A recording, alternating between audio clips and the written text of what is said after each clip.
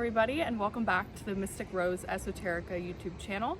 Today we are in a very special place. We are going to be visiting the RITMAN Library, and it is in the heart of Amsterdam. This library houses some of the oldest manuscripts on Rosicrucianism, Kabbalah, alchemy, and Hermeticism. If you are interested in the occult sciences, this is definitely a must place to see.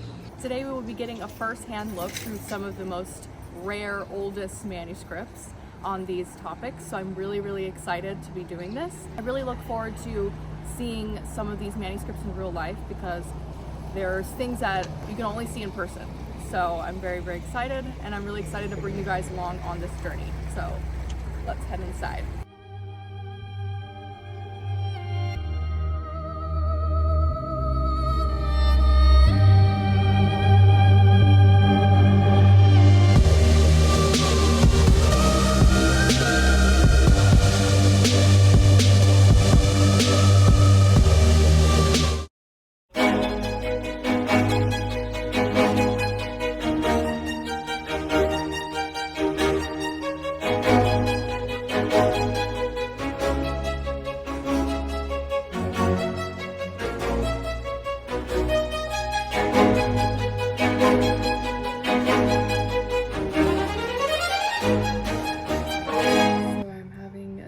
Shot of espresso here at the RITMAN Library, and we got very lucky today because we were able to book an appointment to have a personal tour to look at some old rare manuscripts.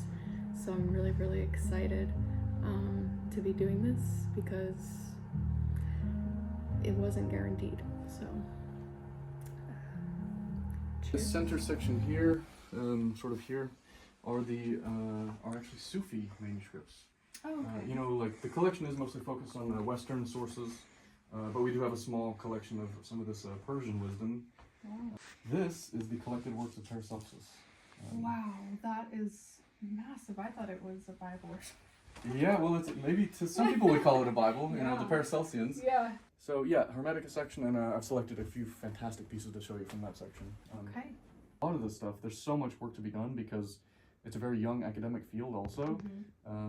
For so long, a lot of this, material was excluded from the university system. Either it didn't fit within the scientific paradigm, or the religious studies domain, or the seminaries excluded it for their own prejudicial purposes. So it didn't really fit in any, domain. And so now, since it's such a young field, there's a lot of research to be done. And so many PhDs, and books and theses and content, probably like the stuff you make, will be built off of this collection. This is the Rosicrucian section. Awesome. So that's what I work with. So we have these early manifestos and also the early apologetic treatises.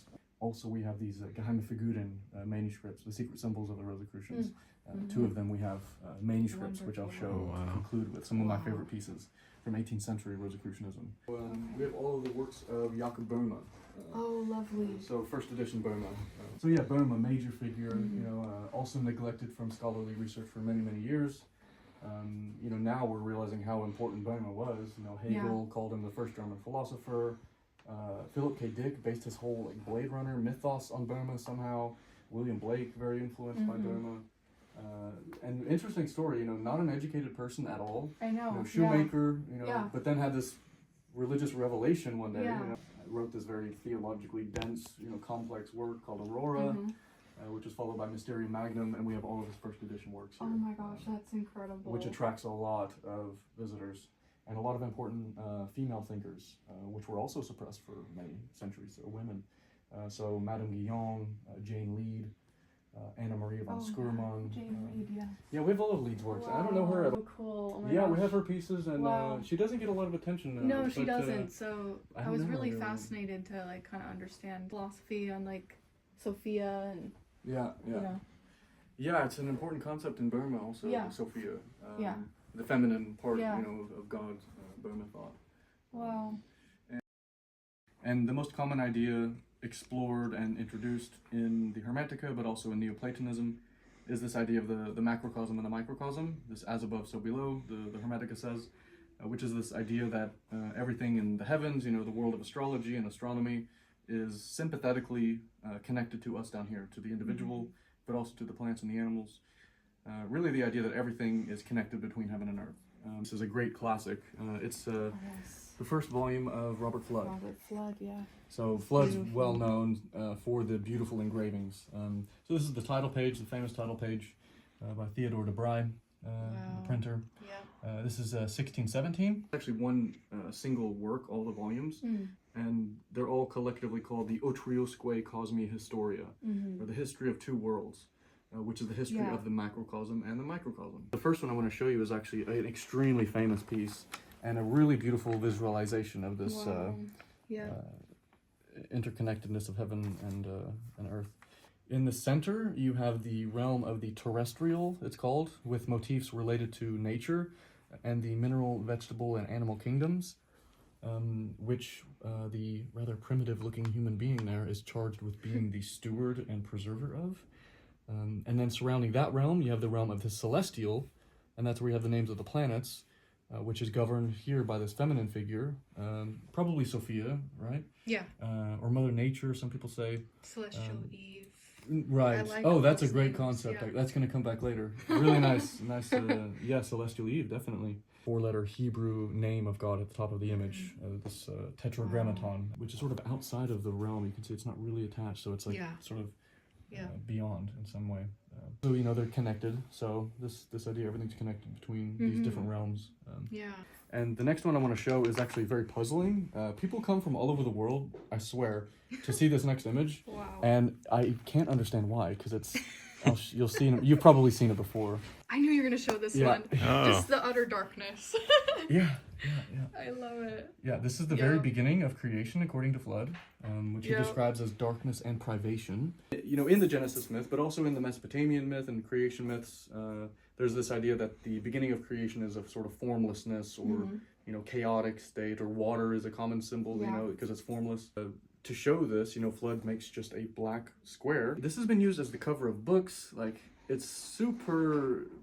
People love this. It puzzles me. It's just a black square, but... I loved it too when I saw it. I actually put it in one of my journals because I like to put a lot of these images in my journals and when I'm studying. Yeah, it's a pretty powerful image. Like, it's so... just a black square. It's quite confronting, you know?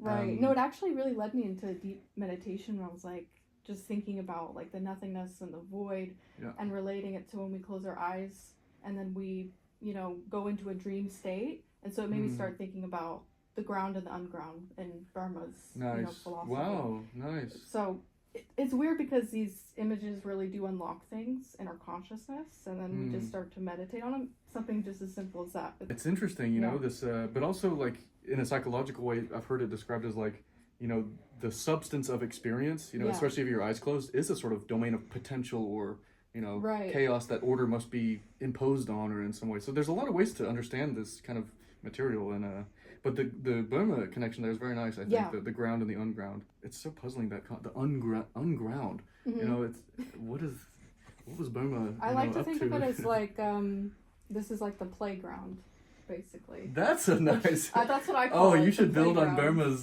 system there. You know, the unground, the ground, and the playground. That's actually quite profound. I love that.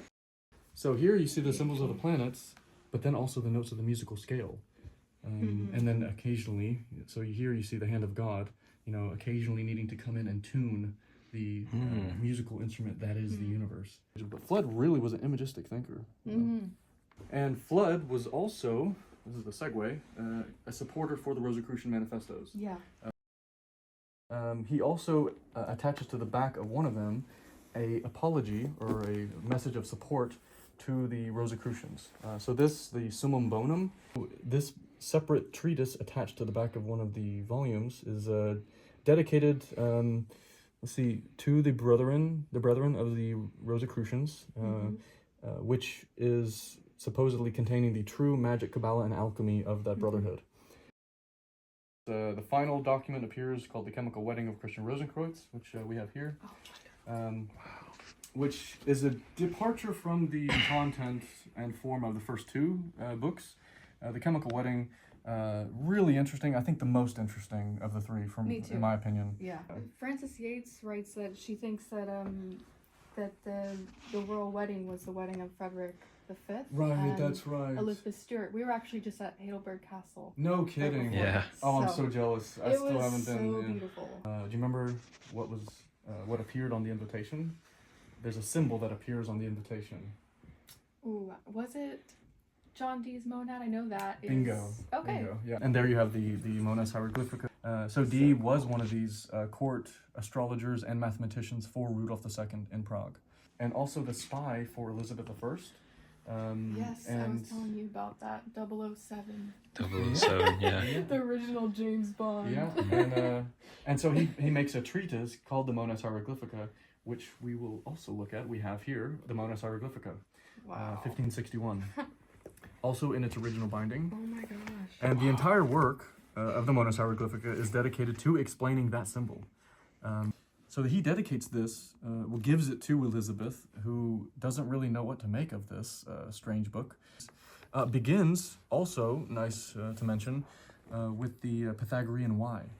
So this is a Pythagorean idea, and it's also present in the Chemical Wedding later, because the protagonist is able to take two routes through the story, and one is broad and smooth, and everybody takes that, and then there's a narrow route where the wind is going against the protagonist, but promises much more, and ultimately decides to take that that route. That's it, you know. One of the most famous pieces in the whole esoteric tradition. That's incredible. John Dee, original binding also. Wow. So it's a nice connection, because whatever the Rosicrucians were advocating for in their Reformation, they were saying, you know, by including that symbol, that, you know, we're participating in this tradition that Dee was also part of. Yeah.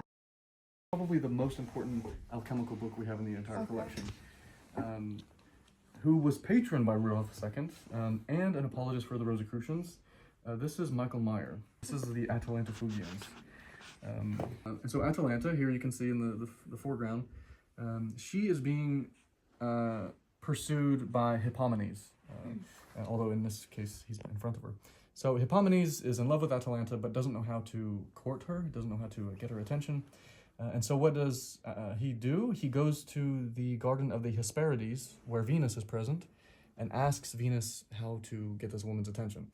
And so Venus gives to Hippomenes 3 golden apples, and says, you can get her heart, but the problem is that you have to beat her in a foot race. She'll only become the partner of someone who can beat her in a foot race. But the thing is, if you lose the foot race, she will kill you. And so she says, take these golden apples, and what you can do is, as she starts to gain on you, you can drop in a golden apple, play on her vanity, and she will be so taken by the beauty of the apple that she will have to bend down and pick it up.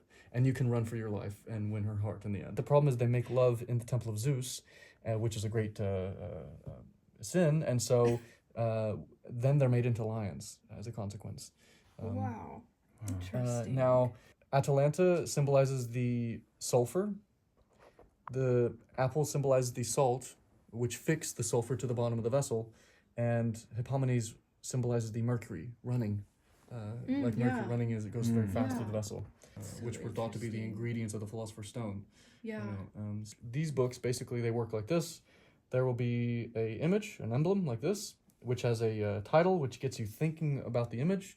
And then beneath the image, there will be a subscription, which is, in this case, often a philosophical riddle that you must puzzle over. But Meyer throws a wrench into this by also including, along with each of these 50 emblems, a musical fugue that's meant to be sung, spoken by a poet, performed, the subject and focus of an entire evening, and also meant for a very educated, privileged audience. It's also in Latin, the music, so which was the language of the educated. And what's amazing is that the very first emblems are references to the Emerald Tablet of Hermes. So Meyer's also deeply read in a lot of this Hermetic literature. The wind carried it in its belly. And here you can see Boreas, the northern wind, carrying a fetus in the belly. So that is followed by the line, the earth was its nurse, with reference to earth. And then it goes through the other elements. Thus was the world created, and so forth. It's a very short text, the Emerald Tablet. It's like 10 lines. but it's described as the Bible of the alchemists and the key to all symbolism. So this is the dragon that consumes his own tail. Lots of engravings. Another famous one.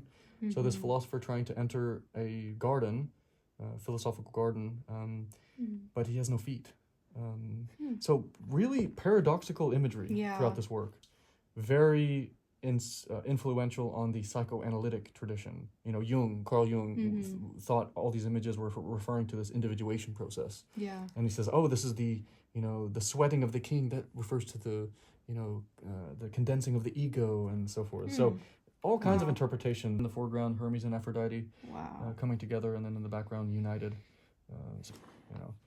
The final one. Puzzling, this dragon sort of being embraced in a loving embrace by this person. And it's kind of a tomb, kind of a, grave, it looks like, puzzling. So now we'll get to the denouement, my favorite pieces, actually. So these I'll go on the left side here so you can have a nice light here. And they produced these geheime Figuren, secret symbols, as study materials for the members of the order. First circulated in manuscript form. So these are manuscripts. These are done by hand. Wow. And then were later printed in 1785. But these are the early 1735 manuscripts. So before they were printed. And then lots of references to the book of Revelation. So the Apocalypse. And so it begins with this fourfold constellation of correspondences. So each of them is associated with a whole network of symbolic associations. So here you have Elohim, Jehovah, Fiat, which we've been over, the first mover, the first material, the fifth element, the four elements, the stone of the philosophers, and fire. And then over here, chaos, the universal spirit, the soul of the world, and so forth, and air. Hele, which is a Greek term referring to a sort of cosmogonic substance that the early universe was made from. Radical humidity, azoth, which is an alchemical notion, alchemy, and water. And then two things, Arabis again, salt, chemistry, the body, and earth. And then in the center you have firmament and the element, the father and the mother, and the child, actually kinder, that's what that is, I didn't know that before. Macrocosmos, microcosmos, animals, vegetable, and earth, sulfur, mercury, and salt, and some other ideas. So very Christian, we're working with a lot of Christian material here. And then fiat, so let there be. So what is there first? The word chaos is there. So again, the beginning of creation, which is the prima materia, the first material. Quod est superius, id est inferius. So that which is above is like that which is below. This is another image, manuscript from the same period, and I just wanted to show you how they compare, because they have some of the same images, actually. So, there we go. Oh yes, this is earlier. I remember reading about how there was an older version, and then there was like a little bit of a newer version. A little bit more artistic effort, going into it. You have references to the elements rather than just the word. So that's air, that's fire, that's earth, or that's earth, and that's water. What is excluded? Here the angels are much more. I like the color. Yeah, if you want to turn that page, I'll turn this one. You can see what's on the next. So, O Arcana Arcanorum, O Secret of Secrets. Actually, on the next page. Any idea what we're looking at here? Oh wow. The book that the angel was carrying, right? Yeah, the Book of Seven Seals. Seven seals, yeah. Wow. Which must be open, and the seals must be broken at the end of time, at the apocalypse, before the arrival of the Messiah and so forth. Wow. So, very apocalyptic, eschatological, it's called, academia. It's the imminent arrival of the end of days. Yeah. That's what we're looking at. But the final... another very nice image here. I think that one. Yeah, this is actually the most impressive. Beautiful. We'll conclude with that one. This is the heavenly and earthly Eve. Wow. Which is the mother of all creatures in heaven and earth. This is so one of my celestial. This is your favorites,